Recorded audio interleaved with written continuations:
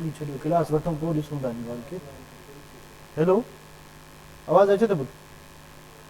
चल वञो दरवाज़ो बंदि कई, आवाज़ अचे थो पुटु? ठीकु आहे। इहो छा चइबो आहे, तस्वीर पोयां नज़र अचे थी?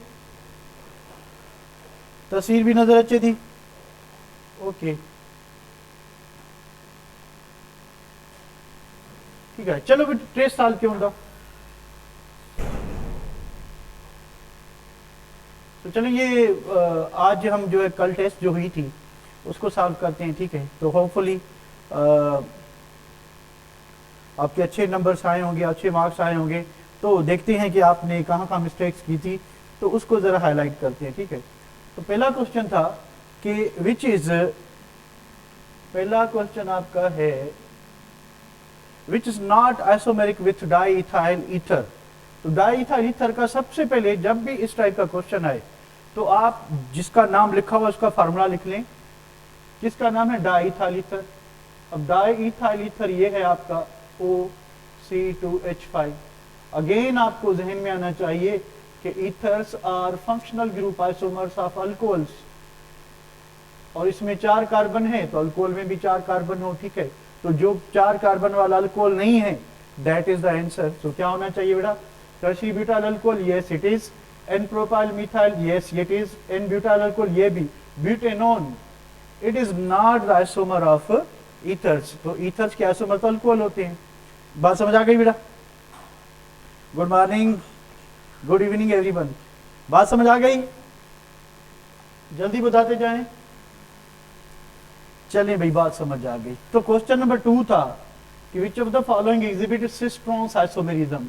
सिस ट्रांस आइसोमेरिज्म के लिए आपको पता है कि कम से कम अगर हेट्रोकार्बन है तो 4 कार्बन होने चाहिए, और 1 अल्कीन्स जो हैं वो ज्योमेट्रिकल आइसोमेरिज्म शो नहीं करते।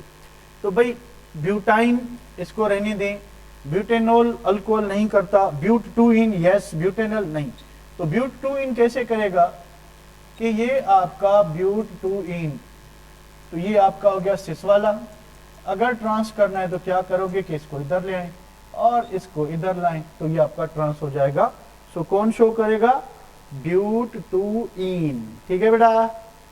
तो ये सिंपल से सवाल थे।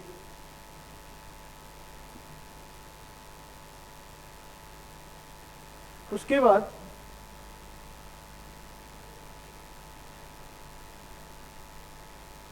इथेनॉल इज आइसोमेरिक विथ, अब 2 कार्बन है तो अगर फंक्शनल ग्रुप आइसोमर की बात है तो इसका ईथर होगा, ठीक है। तो देखें ईथर को ढूंढें जरा। Ethanol, ethanol means C2H5OH, 2 carbon है, ठीक है। इथॉक्सी इथेन, ये तो 4 कार्बन हो गया, ये नहीं, क्योंकि जो आपके आइसोमर्स होते हैं उनके पास कार्बन एटम सेम होने चाहिए। इसमें 2 कार्बन तो इसमें भी 2 कार्बन होने चाहिए, तो इसमें 4 है, ये नहीं होगा। मिथॉक्सी मीथेन, यस, ये आपका मिथॉक्सी, ये मीथेन, 2 कार्बन और ईथर है, तो this is the right answer. देखें कोई और तो नहीं है। मिथेनॉल नहीं, एसीटोन नहीं, सो बी आपका आंसर होगा। बात समझ आ गई?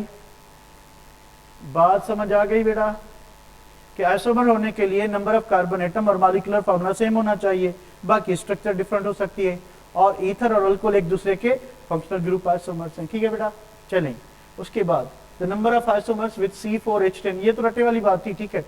तो सिंपल सी बात है कि मीथेन का एक आइसोमर, इथेन का एक आइसोमर, प्रोपेन का एक आइसोमर, उसके बाद ब्यूटेन के 2 आइसोमर थे, उसके बाद पेंटेन के जो हैं 3 आइसोमर थे, तो हेक्सेन के कितने थे? 5 थे। तो अगर आपने याद किया था सो this is the right answer, ठीक है बेटा। उसके बाद है कि 1,2 डाइमिथाइल साइक्लोप्रोपेन। अब सबसे पहली बात ये होती है कि जो कंपाउंड क्वेश्चन में है जब तक आप उसकी स्ट्रक्चर नहीं बनाएंगे तो आपसे मिस्टेक्स हो सकती हैं। तो भाई हमें जो चीज मिली हुई है इट इज व्हाट कि 1,2 डाइमिथाइल। अब ये 1,2 डाइमिथाइल हो गया, ठीक है, ये 1 कार्बन हो गया, ये 2 हो गया, 2 पे मिथाइल लगाएं, और ये आपका 3 कार्बन हो गया, ठीक है। तो आप देखें कि ये हो गया आपका क्या? रिस्ट्रिक्टेड बॉन्ड हो गया ये वाला, और इस पे दोनों क्या है? डिफरेंट हैं। तो ये कंडीशन किसकी है? ज्योमेट्रिकल आइसोमेरिज्म की है, ठीक है। तो कौन शो करेगा? न्यूक्लियर आइसोमेरिज्म नहीं शो कर पाएगा। ज्योमेट्रिकल यस, उसके बाद ऑप्टिकल, ऑप्टिकल करेगा, ऑप्टिकल कर सकता है नहीं, क्योंकि देखिए ये एक वैलेंसी इसके साथ, अब जो इसकी चौथी वैलेंसी है ये वाली, ये दोनों की सेम है, यानी सेम ग्रुप से बंधे हुए हैं, इस वजह से ये नहीं करेगा। ठीक है, तो आपका जो आंसर होगा वो ज्योमेट्रिकल होगा। ठीक है बेटा, ठीक है, किंगस्टन जेपीजी। चलिए उसके बाद बढ़ते हैं किसी और क्वेश्चन के पास।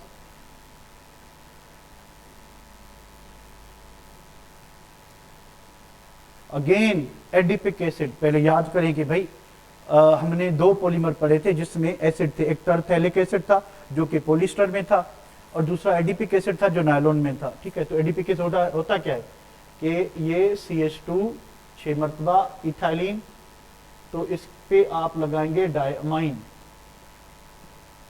और इसमें अमाइड लिंकेज बनती है, तो किसका होगा, किसका होगा, ईस्टर का या नायलॉन का, तो ये होगा किसका, नायलॉन का होगा। ठीक है, तो नायलॉन जो है एडिपिक एसिड, सॉरी ये तो मैंने क्या लगा दिया, ये तो मैंने लगा दिया 1 हेक्सामेथाइलिन डायमाइन। दूसरा एडिपिक एसिड क्या होता है कि आप कार्बोक्सिलिक एसिड 6 कार्बन वाला, तो यहाँ पे CH2 4 टाइम्स और COOH, ये हो गया आपका क्या, एडिपिक एसिड। अब ये दोनों क्या बनाएंगे, अमाइड लिंकेज बनाएंगे, दोनों क्या बनाएंगे, अमाइड लिंकेज, और हमें क्या मिलेगा, हमें नायलॉन मिलेगा। ठीक है बेटा, write correct name of 2 methyl 3 cyclopentyl hexane. भाई हेक्सेन कह रहा है तो 6 कार्बन लगा लें आप, 3 4 5 6, 2 मिथाइल, ये मिथाइल आ गया, फिर कह रहा है कि 3 पे साइक्लोपेंटाइल, ये साइक्लोपेंटाइल आ गया। ठीक है, तो रूल कहता है कि अगर ओपन चेन में कार्बन ज्यादा हैं तो ओपन चेन मेन कंपाउंड होगा। तो भाई कार्बन अगर हम काउंट करते हैं तो 1 2 3 4 5 6, तो इसमें 6 कार्बन, इसमें कितने 1 2 3 4 5, तो मेन कंपाउंड क्या होना चाहिए, साइक्लोपेंटेन और साइक्लो एन हेक्सेन होना चाहिए, साइक्लोपेंटेन या हेक्सेन होना चाहिए, क्या होना चाहिए। ठीक है, तो ये कंपाउंड ऑलरेडी करेक्ट है, so it is already correct. ठीक है, इसमें कोई मिस्टेक नहीं है। The functional group in ethers, ethers में कौन सा फंक्शनल, अच्छा डी ऑप्शन यहाँ पे नहीं लिखा, दूसरे पेज में मैं इधर लिखता हूँ। तो ईथर्स में फंक्शनल ग्रुप कौन होता है, ऑक्सीजन। अब ऑक्सीजन 2 फिनाइल रिंग के साथ बंधा हो सकता है या 2 अल्काइल ग्रुप के साथ बंधा हो सकता है। ठीक है, सो इसमें क्या होगा आपका O होगा, ये वाला। ठीक है बेटा, यहां तक कोई प्रॉब्लम तो नहीं,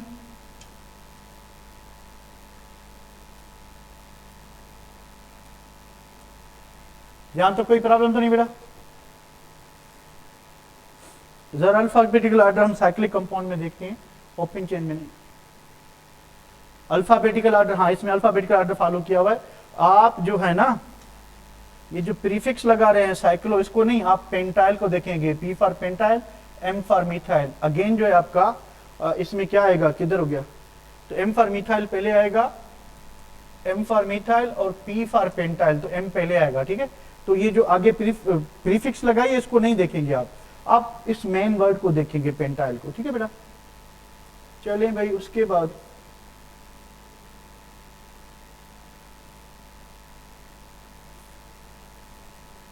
बाद क्या चीज है कि which of the following compound has an isopropyl group, यानी इस सब की स्ट्रक्चर बनाओगे और देखें कि किसके पास ये ग्रुप मौजूद है।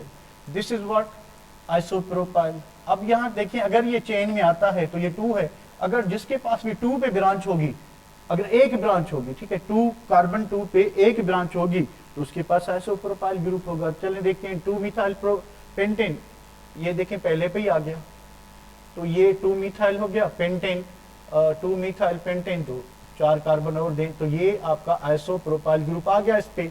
ठीक है, दूसरों को देखने की जरूरत नहीं, यहाँ पे 0 क्यों आया, ग्रुप लगा नहीं है। चले, ये वाला बात समझ आ गई कि जिसके पास सेकंड कार्बन पे एक ही ब्रांच होगी तो उसके पास आइसोप्रोपाइल ग्रुप होगा। ठीक है, अगर 2 ब्रांच होगी, अगर मैं 2 लगा दूं तो फिर तो ये नियो वाला सीन हो गया। ठीक है, तो फिर ये आइसो वाला सीन नहीं होगा। क्लियर है ये बात, ये बात क्लियर है, बताते जाएं, मैं आगे बढ़ता जाऊं।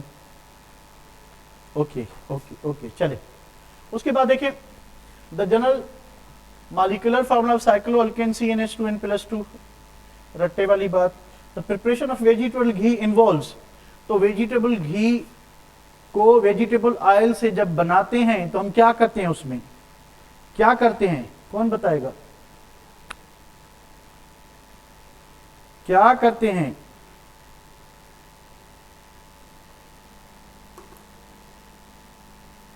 कौन बताएगा क्या करते हैं? हाइड्रोजिनेशन करते हैं, ठीक है।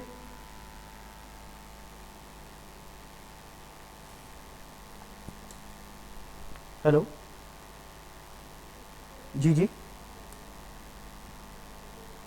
जी जी, कॉल कहिए।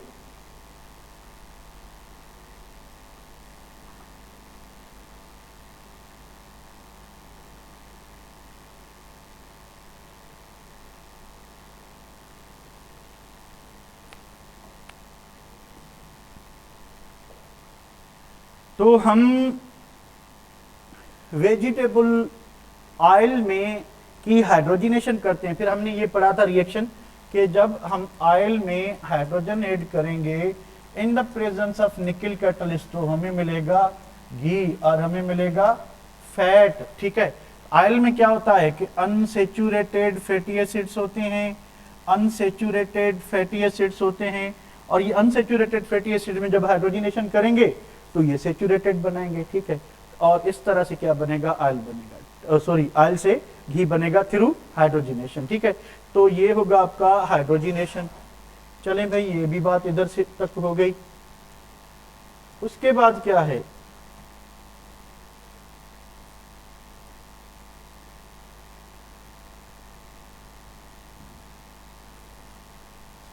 ये भी सिंपल सा रिकॉल क्वेश्चन है लास्ट कोर्स में, लास्ट जो है मंथ के कोर्स में। मार्च गैस इन नेचुरल गैस किसको कहते हैं, मीथेन को कहते हैं, ठीक है। The presence of a double bond in a compound, कि अगर कंपाउंड में डबल बॉन्ड आ जाए, अब डबल बॉन्ड किसके दरमियान आ जाए, मुझे पता है अनसेचुरेटेड कौन है भाई, मेरे पास है CH3 C double bond OH, मेरे पास है CH3, उसके बाद C डबल बॉन्ड NH, ठीक है। तो मेरे पास है CH3 C double bond O CH3 A B C, इनमें कौन सा कंपाउंड अनसेचुरेटेड है, इनमें कौन सा कंपाउंड अनसेचुरेटेड है, इनमें कौन सा कंपाउंड अनसेचुरेटेड है, कोई भी नहीं, सारे सेचुरेटेड हैं, कोई भी नहीं।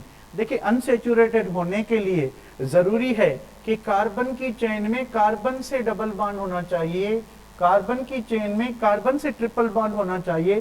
सो this is a symbol of what, triple bond. So इसमें क्या होगा कि अनसेचुरेशन, तो presence of double bond make compound unsaturated, तो उससे क्या होगा कि अनसेचुरेशन होगी, ठीक है बेटा। Unsaturated Easter is monomer of, हमने पढ़ा था मिथाइल मीथ एक्राइलेट, ये पर्सपेक्स प्लास्टिक का मोनोमर होता है, ठीक है। तो रटे वाली बात है, तो ये पर्सपेक्स का, और जो मोनोमर का नाम था वो था methyl myth acrylate, methyl myth acrylate. और ये एक अनसेचुरेटेड ईस्टर होता है जो कि पर्सपेक्स प्लास्टिक बनाने के काम आता है। चलें इसको भी सेव करते हैं, उसके बाद बढ़ते हैं आगे।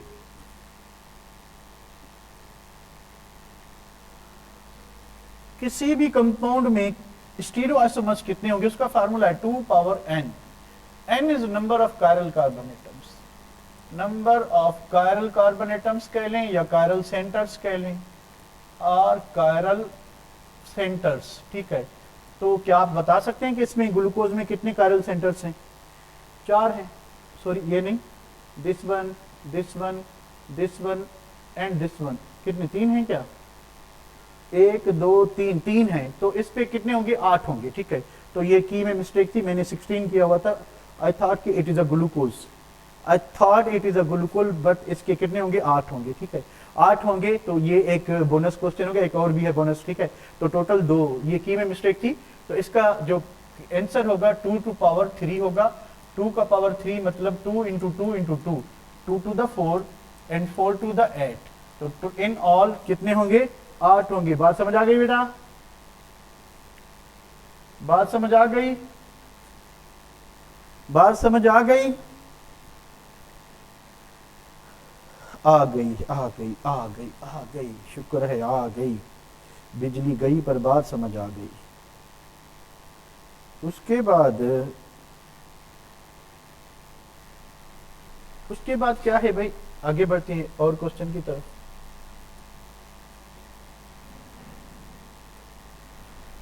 यार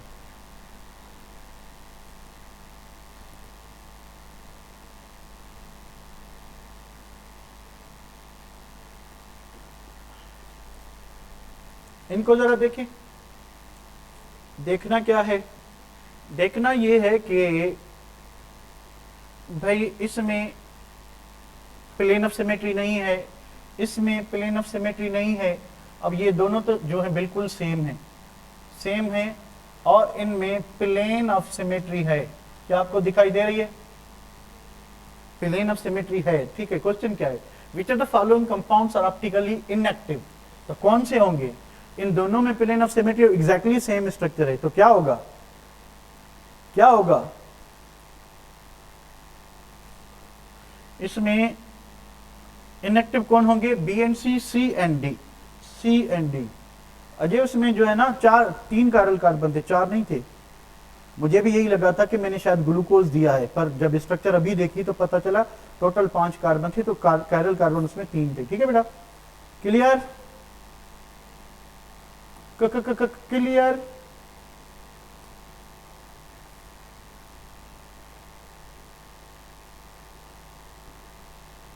the pair of isomers are. अब ये जो पेयर ऑफ आइसोमर्स हैं ये क्या हैं, देख लें और बताएं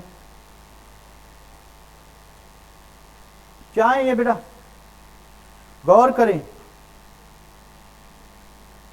गौर करें और बताएं।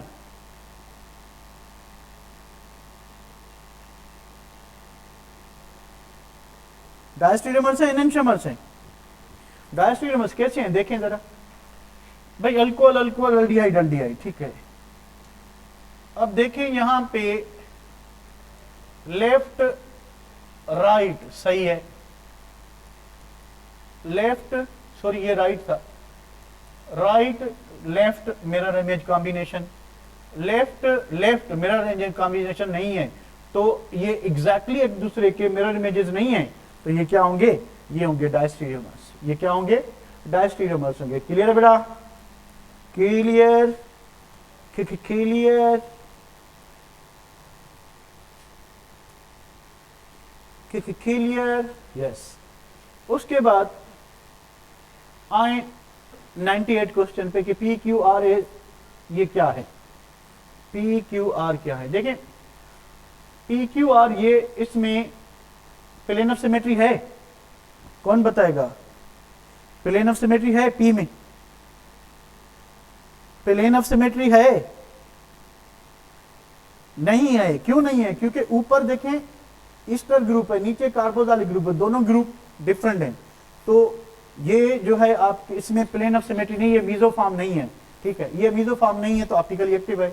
अब इसमें देखें, इसमें भी नहीं है क्योंकि ऊपर कार्बोक्सिलिक एसिड और ये हो गया, ठीक है। उसके बाद देखें कि ये जो है आपका, इसमें भी प्लेन ऑफ सिमेट्री नहीं है, तो ये सारे जो कंपाउंड हैं ये ऑप्टिकली एक्टिव हैं।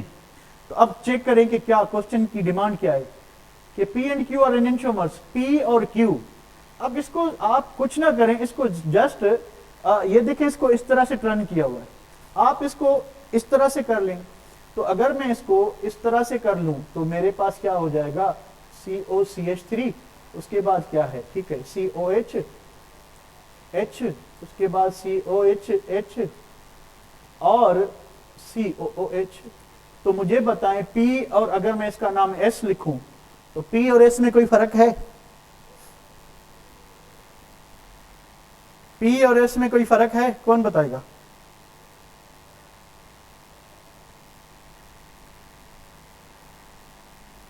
कोई बताएगा? नहीं है। So P and Q are same, यही ऑप्शन है, ठीक है।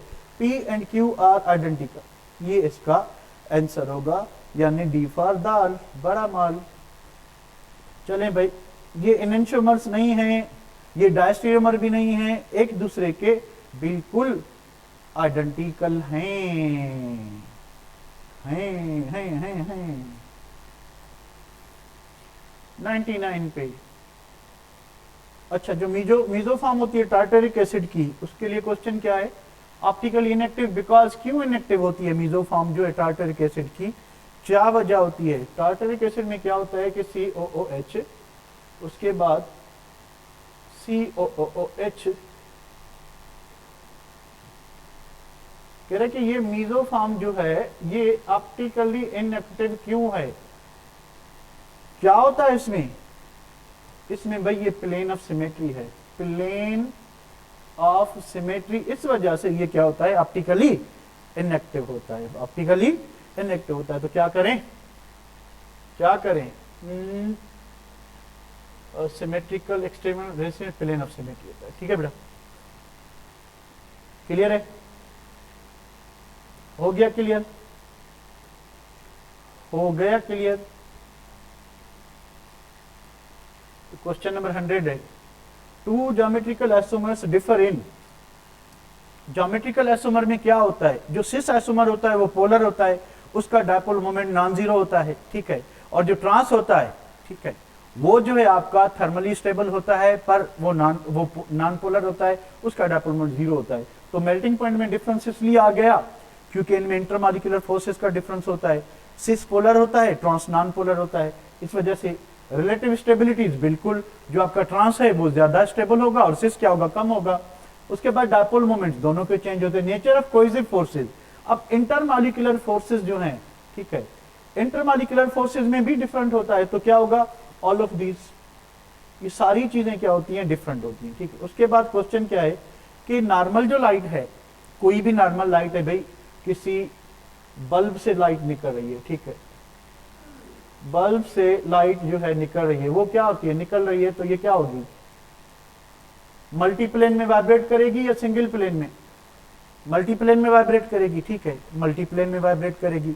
तो अगर इसको सिंगल प्लेन पे वाइब्रेट कराना हो तो हम पोलरीमीटर से गुजारेंगे या पोलराइजर से गुजारेंगे, पोलराइजर से गुजारेंगे या पोलरीमीटर से, पोलराइजर से गुजारेंगे। So what is the right option, here is the right option. Clear बेटा,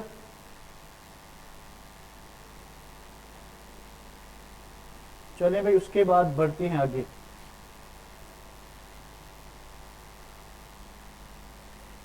इस क्वेश्चन को जरा देखें कि alkanes do not undergo following reactions at room temperature. अब आपको पता होगा कि हर फंक्शनल ग्रुप के, हर फैमिली के कुछ पर्टिकुलर रिएक्शंस होते हैं जो वो फैमिली या वो फंक्शनल ग्रुप रूम टेम्परेचर पे देते हैं विदाउट एक्सटर्नल कंडीशंस, ठीक है। तो आपको पता होगा कि अल्केन्स के जो प्रिंसिपल रिएक्शंस है वो फ्री रेडिकल सब्स्टिट्यूशन है और वो रूम टेम्परेचर पे होती है, ठीक है। तो कौन से रिएक्शंस हैं, डू नॉट गिव, भाई थर्मल, आपको पता है कि less more than 500 degree centigrade पे रिएक्शन होता है। कैटालिटिक ऑक्सीडेशन आपको पता नहीं है पर अभी पढ़ेंगे, तो ये 400 डिग्री सेंटीग्रेड और 200 ATM प्रेशर पे होता है, ठीक है। तो free radical substitution, yes, this is the reaction जो कि रूम टेम्परेचर पे होते हैं, ये RTP room temperature and pressure पे हो जाएगा। Combustion, you know that combustion जो है वो रूम टेम्परेचर नहीं, उसके लिए या तो स्पार्क चाहिए या फिर हाई टेम्परेचर चाहिए इनिशिएट करने के लिए। सो 1, 2 and 4, 1, 2 and 4 एक्सेप्ट 3। तो 3 जो है आपका वो रिएक्शन है अल्केन का जो रूम टेम्परेचर पे होगा। ये बात समझ आई बेटा, ये बात समझ आई, आई ओके, आई भाई, सुरक्षा को आ गई, सुरक्षा को आ गई तो यानी सबको आ गई, सुरक्षा को आ गई यानी सबको आ गई। चलिए भाई 104, 103 पे आते हैं कि भाई incorrect statement, branching decreases thermal stability. अब ब्रांचिंग से थर्मल स्टेबिलिटी इंक्रीज होती है, ठीक है, क्योंकि हमने पढ़ा था कि जो स्ट्रेट चेन हाइड्रोकार्बन हैं उनसे ज्यादा स्टेबल ब्रांच चेन वाले होते हैं, उनसे ज्यादा स्टेबल ब्रांच चेन वाले होते हैं, यानी ये स्टेटमेंट क्या हो गई, गलत हो गई। तो हमने इनकरेक्ट ही बताना है, तो ये इनकरेक्ट है। ब्रांचिंग डिक्रीजेस बॉइलिंग पॉइंट्स, बिल्कुल सही, ब्रांचिंग से सरफेस एरिया कम होता है और इंटरमॉलिक्यूलर फोर्स कम होती है तो आपकी बॉइलिंग पॉइंट कम होगी। ब्रांचिंग डिक्रीजेस नॉकिंग, बिल्कुल सही, ठीक है। ब्रांचिंग इंक्रीजेस कोइजिव फोर्स, ये भी गलत। तो आपका क्या होगा आंसर में 1 and 4 है कहीं पे 1 and 4 क्या बताना क्या इनकरेक्ट। तो इनकरेक्ट कौन कौन सी स्टेटमेंट है, ब्रांचिंग इंक्रीजेस कोइजिव फोर्स, ये तो नहीं है। ब्रांचिंग डिक्रीजेस नॉकिंग, ये ठीक है। ब्रांचिंग डिक्रीजिंग बॉइलिंग पॉइंट, ये भी सही है। Branching increases thermal stability, yes ये तो सही है ना, सॉरी सॉरी सॉरी, ये सही है, इंक्रीज होगी तो ये सही है, ठीक है। तो एक ही चीज गलत है, and that is not 4 only. तो भाई किधर है, option 4 only. So this is the right answer, ठीक है बेटा, बात समझ आ गई। जी जी बिल्कुल हर्ष, मैंने देख लिया, मैंने देख लिया, फर्स्ट जो है वो सही था। चलें भाई उसके बाद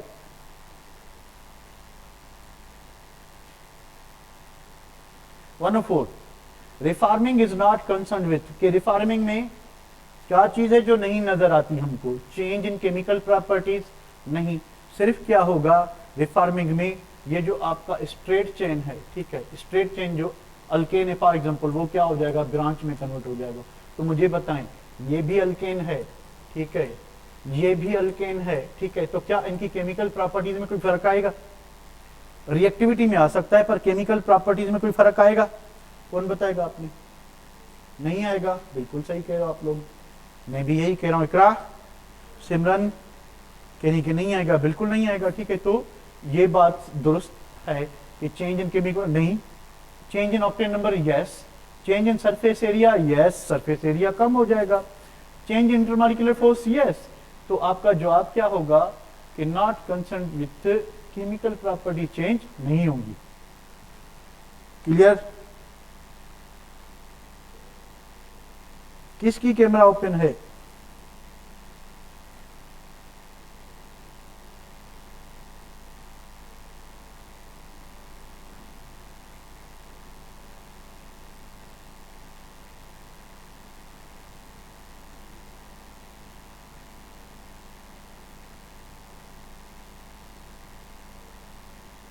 है तो नहीं किसी की कैमरा ओपन, चले भाई, ओके ओके ओके, ठीक है बेटा।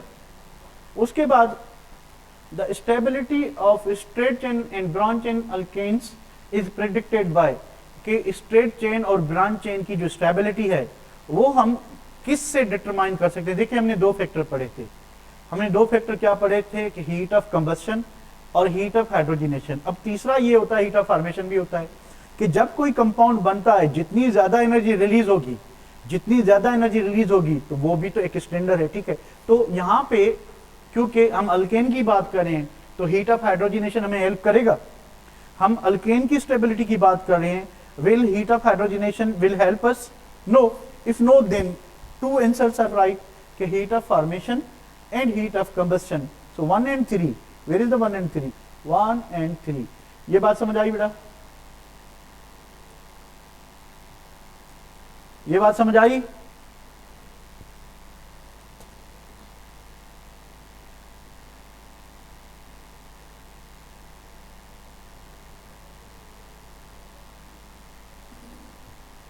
आ गई, ओके ओके आ गई, चले उसके बाद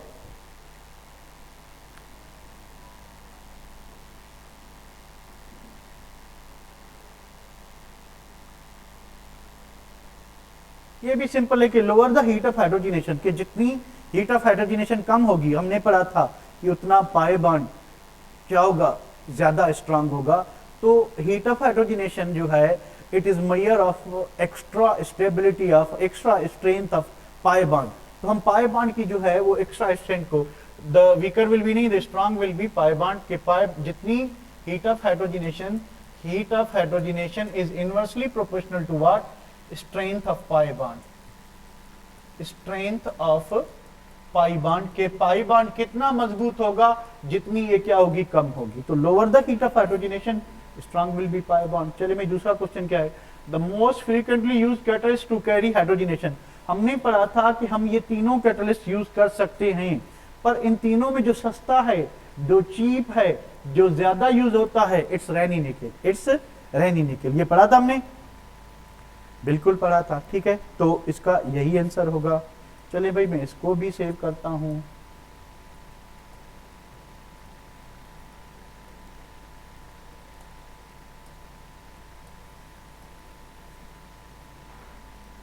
उसके बाद आते हैं भाई oil can be converted into ghee by the process of hydrogenation. I think ये क्वेश्चन रिपीट हुआ है.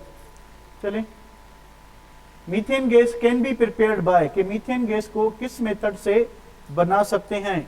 हमने पढ़ा था कि वर्ड्स रिएक्शन से ये नहीं बनता क्योंकि वो कपलिंग रिएक्शन है, उसमें कम से कम 2 कार्बन कपल बना के कम से कम इथेन बन सकता है उससे. ठीक है, तो Wurtz reaction Sabatier and Senderens reaction, ये क्या होता है कि जब हम किसी भी अनसेचुरेटेड कंपाउंड में हाइड्रोजनेशन करें तो अनसेचुरेटेड कंपाउंड में कम से कम 2 कार्बन होंगे क्योंकि उनके 2 कार्बन के दरमियान ही डबल बॉन्ड बनेगा. तो इसमें से भी नहीं बन सकता, इससे बन सकता है, रिडक्शन ऑफ अल्काइल हाइड्राइड इससे भी बन सकता है. सो आंसर होगा 3 and 4. 3 and 4. ठीक है बेटा, 3 and 4. उसके बाद क्या चीज है भाई, भैया जी उसके बाद है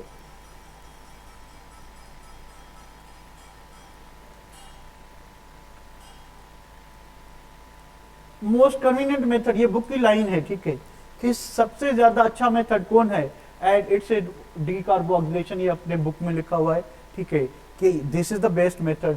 क्यों बेस्ट मेथड है इसमें, क्योंकि ये गैस बनेगी, बाकी जो प्रोडक्ट होंगी वो सॉलिड होंगी. इसमें क्या बनता है कि भाई अल्केन मीथेन बन गया, उसके बाद बनता है सोडियम कार्बोनेट सॉलिड स्टेट में, फिर कैल्शियम ऑक्साइड ये भी सॉलिड में. अगर पानी मौजूद है तो ये सॉल्यूशन फॉर्म में होंगे. ये गैस आपकी पानी में डिजोल्व नहीं होती, उड़ जाएगी, खुद ब खुद सेपरेट हो जाएगी. इस वजह से ये मेथड बेस्ट मेथड है for the preparation of methane. Clear है बेटा. अरे नेक्स्ट क्वेश्चन पे आपका 110. तो इसमें क्वेश्चन क्या होगा कि 2 ओनली. ठीक है आंसर.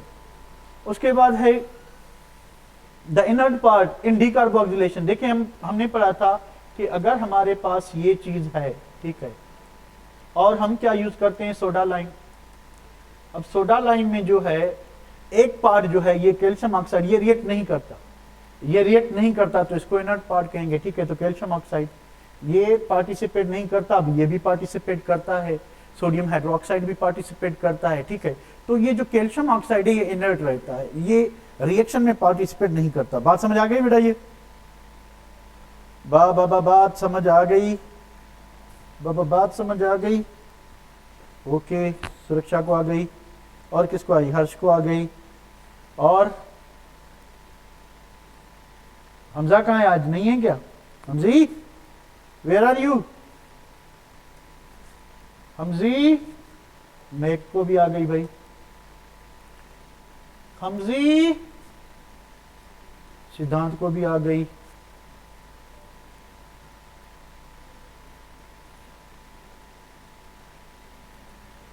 इसको देखिए जरा, वर्ड्स रिएक्शन किसके लिए यूजफुल है. हमने पढ़ा था कि वर्ड्स रिएक्शन जो है वो सिमेट्रिकल अल्केन बनाने के लिए काम आता है क्योंकि उसकी यील्ड अच्छी बनेगी. और अगर सिमेट्रिकल अल्केन तब बन सकता है जब हम 2 सेम अल्काइल हैलाइड यूज करेंगे. ठीक है, तो Wurtz reaction useful when 2 different alkyl, नहीं. 2 same alkyl halide are used, yes. 2 different inert solvent, नहीं. तो एक ही आंसर होगा कि 2 अगर हम सेम अल्काइल हैलाइड यूज करेंगे तो we will have a single product. अगर 2 डिफरेंट यूज करेंगे, तो कितनी प्रोडक्ट्स बनेंगी, कितने अल्केन्स बनेंगे, 2 3 4, 3 बनेंगे. ठीक है बेटा, 3 बनेंगे. उसके बाद है कि alkanes are called paraffins because of their low reactivity. हमने पढ़ा था कि अल्केन्स को पैराफिन्स इस वजह से कहते हैं क्योंकि उनकी लो रिएक्टिविटी होती है. ठीक है, फिर हमने पढ़ा था कि उनकी लो रिएक्टिविटी क्यों होती है, because of 2 reasons. Number 1 non polarity of carbon carbon and carbon hydrogen bond, और इनर्टनेस ऑफ सिग्मा बॉन्ड, क्योंकि कार्बन कार्बन और कार्बन हाइड्रोजन बॉन्ड अल्केन में जितने भी होते हैं वो सारे सिग्मा बॉन्ड होते हैं, and sigma bond is the strong bond, that is why so and so. Clear बेटा. Okay okay.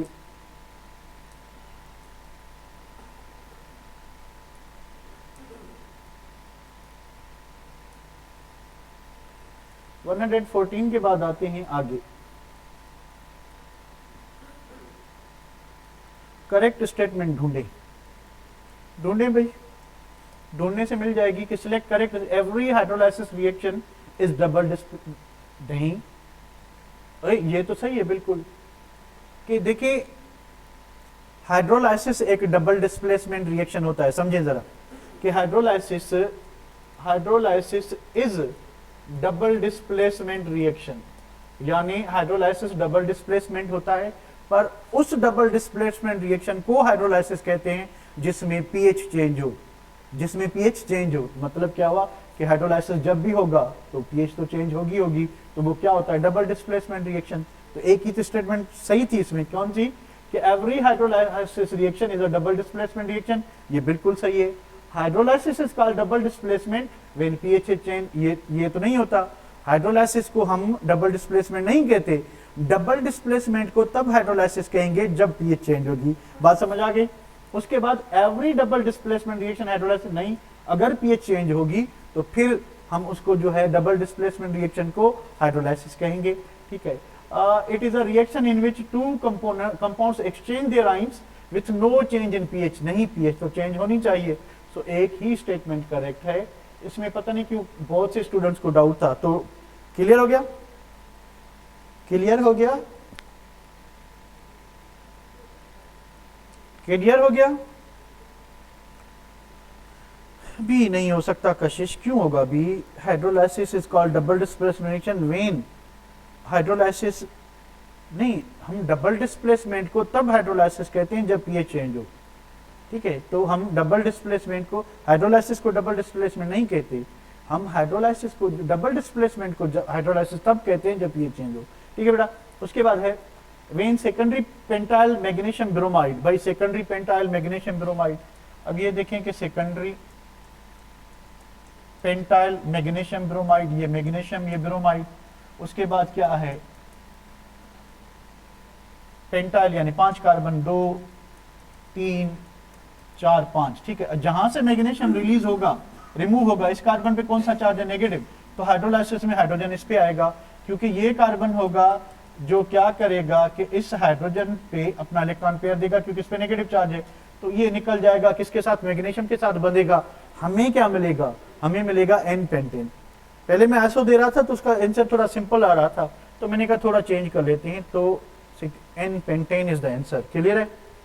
The maximum number of primary carbon are present in neopentane में, अच्छा इसका चौथा ऑप्शन जो है वो नियो है, तो नियो में 4 प्राइमरी कार्बन होते हैं, तो नियो इसका क्या होगा, राइट आंसर होगा। Clear, clear, clear, clear. उसके बाद है शिट,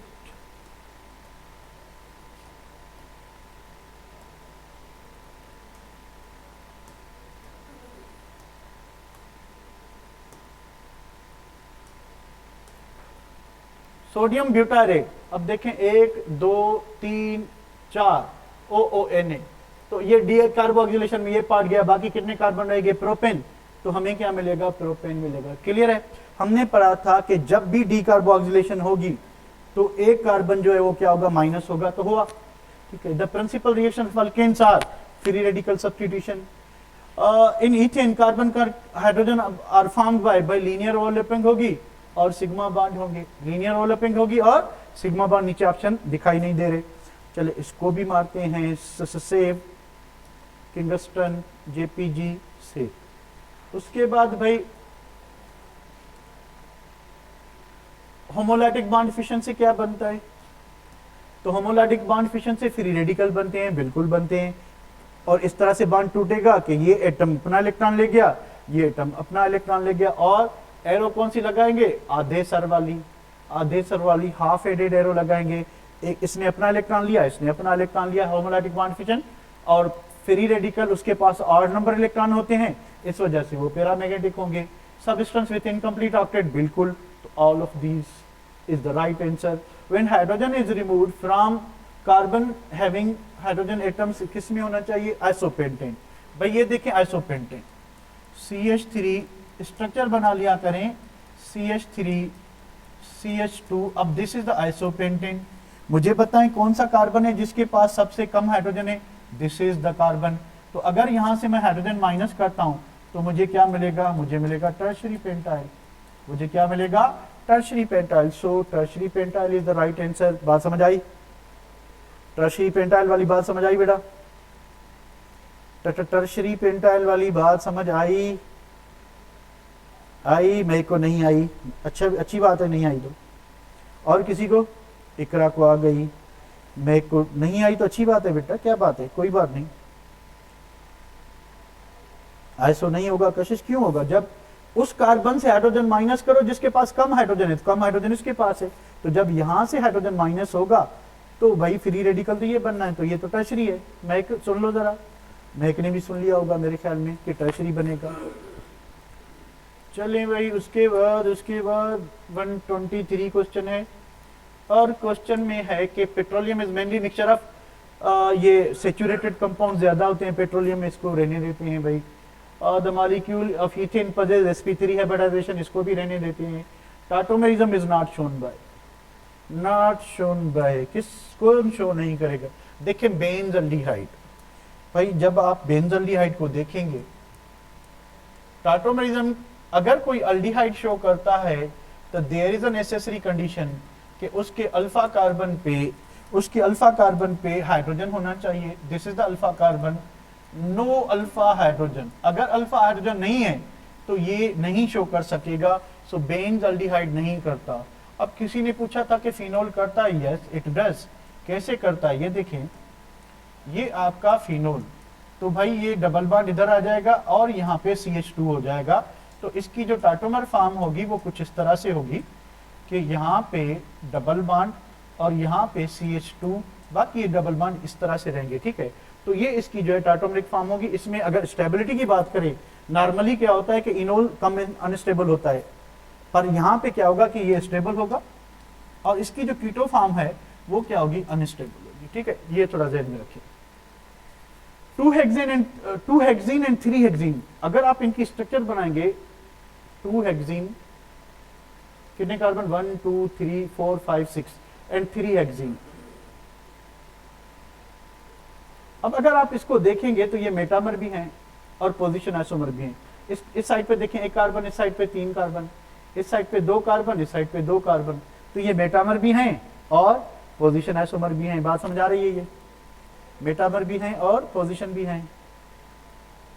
चले बेटा, चले चले चले चले, ये मेटामर भी हैं और पोजीशन आइसोमर भी हैं, तो पोजीशन भी हैं और मेटामर भी हैं, तो आंसर क्या होगा, 2 and 3। Where is the 2 and 3? चले नीचे है तो हम लिखेंगे 2 and 3, 2 and 3, 2 and 3, 2 and 3 JPG। चलें बेटा, ये इधर गएला। Alkanes are highly reactive towards free radicals. उनके प्रिंसिपल रिएक्शंस कौन से हैं? इनमें फ्री रेडिकल होती है सिर्फ रूम टेम्परेचर पे, बाकी तो ना ये ऑक्सीडाइजिंग से एजेंट से रिएक्ट करते हैं रूम टेम्परेचर पे, ना रिड्यूसिंग एजेंट से, ना किसी एसिड से, ना बेस से, किसी से भी नहीं करते, ठीक है। Ethanol and dimethyl ether, ethanol and dimethyl ether are best considered as. अब इथेनॉल 2 कार्बन और क्या है आपका, कौन सा है, डाईमिथाइल ईथर, ये भी 2 कार्बन, तो अल्कोहल और ईथर एक दूसरे के फंक्शनल ग्रुप आइसोमर होते हैं। तो ये फंक्शनल ग्रुप आइसोमर्स किस कैटेगरी में आते हैं? स्टीरियो आइसोमरिज्म में आते हैं या स्ट्रक्चरल में आते हैं? क्या आप क्या बताओगे, स्टीरियो में आते हैं या स्ट्रक्चरल में आते हैं? स्ट्रक्चरल में आते हैं, तो best considered as what, structural isomer. इसका डी ऑप्शन होगा, ठीक है बेटा, इसका डी ऑप्शन होगा, ओ ये वाला डी ऑप्शन। चलें भाई, alkenes show geometrical isomerism due to restricted rotation of double bond, के इसका जो डबल बॉन्ड है वो फ्रीली रोटेट नहीं कर सकता, और साइक्लोअल्केन में भी जो सिंगल बॉन्ड होता है वो फ्रीली रोटेट नहीं कर सकता। तो जितने भी ग्रुप लगे होंगे वो फिक्स पोजीशन पे होते हैं, अगर वो सेम साइड पे लग गए हैं या अपोजिट साइड पे लग गए हैं, तो अब रोटेशन ना होने की वजह से इनमें जो आपकी कन्फर्मेशन आइसोमरिज्म है वो नहीं होगी, ठीक है बेटा। तो geometrical isomerism is shown by 1 butene, नहीं 1 अल्कीन कोई भी होगा वो आइसोमरिज्म शो नहीं करेगा ज्योमेट्रिकल। क्यों? क्योंकि उस पे पहले कार्बन पे 2 सेम हाइड्रोजन ग्रुप आ जाएंगे, इस वजह से।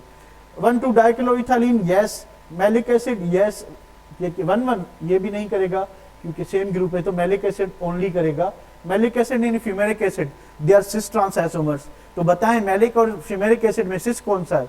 इट्स मैलिक एसिड, जो एनहाइड्राइड बनाता है, जो एनहाइड्राइड बनाता है, ठीक है बेटा। तो बेटा जी और क्या है, ये टेस्ट मैंने आपको पीडीएफ कर दिए ग्रुप में, ठीक है, तो आपके पास आपके हाथ में भी जरूर टेस्ट होगी। आगे क्या चीज है कि a molecule is said to be chiral कि मॉलिक्यूल तब कायरल कहलाएगा if it can be superimposable नहीं होना चाहिए, ठीक है। It contains plane of symmetry, नहीं, इससे भी मॉलिक्यूल क्या हो जाएगा, अकायरल हो जाएगा, असिमेट्रिक हो जाएगा। इट कैन नॉट बी सुपरइम्पोजिबल, ये एक नेसेसरी कंडीशन है। It contains centre of symmetry, नहीं, तो दिस इज द कंडीशन सी, जिस पे आपका कंपाउंड जो है एलिमेंट ऑफ सिमेट्री होगी तो वो आपका कायरल नहीं अकायरल होगा, ठीक है बेटा। विच of the best statement first regarding chiral compound can be detected with polarimeter, ठीक है। एग्जिस्ट एज एनेंटियोमर्स, ये भी ठीक है। उसके बाद रोटेट प्लेन ऑफ पोलराइज्ड, ये भी ठीक है। हैव सिस्ट्रॉन्स आइसोमर, ये जो स्टेटमेंट है ये गलत है, बाकी तीन सही है, ठीक है बेटा। तो N optically active compound must contain at least 4 carbon, जरूरी नहीं, ठीक है। चले बेटा, काफी है, ये पूरा हो गया पेपर, ठीक है। तो देखते हैं जी सर, सारे थे तहां जी छाओ में अचो, मोस्ट वेलकम, चाय पाइया जी जी जी जी जी बिल्कुल बिल्कुल, मोस्ट अचो अचो अचो, अचो।